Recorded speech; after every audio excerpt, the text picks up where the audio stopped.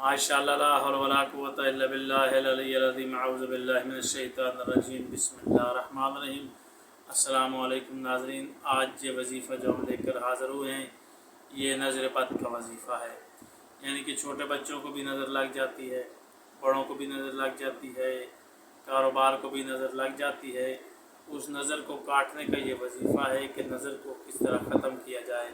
तो आज मैं वो वजीफ़ा बता रहा हूँ। हज़रत इमाम अली रज़ा बादशाह अलैहिस्सलाम उनसे ये मंसूब वजीफ़ा है। मौला का ये इरशाद है कि मौला फरमाते हैं कि जिसके कारोबार को नज़र लग गई हो या जिसके बच्चों को नज़र लग गई हो या घर पे कोई नज़र बद का साया मंडला रहा हो तो उसके लिए ये वजीफ़ा इमाम रज़ा अलैहिस्सलाम ने इरशाद फरमाया है।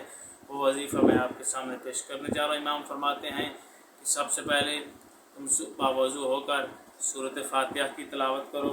सूरत फ़ातिहा के बाद सूरत इखलास, सूरत इखलास के बाद सूरत फ़ल्क, सूरत फ़ल्क के बाद सूरत नास, इसकी तिलावत करो रोज़ाना बला नागा 11 दिन तक।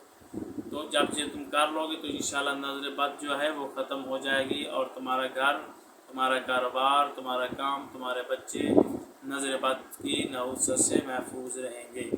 ये वजीफ़ा है, आप इस वजीफ़े को करें, इंशाअल्लाह अल्लाह कामयाबी देगा। अल्लाह आपका और हमारा हामी नासिर हो। खुदा हाफ़िज़।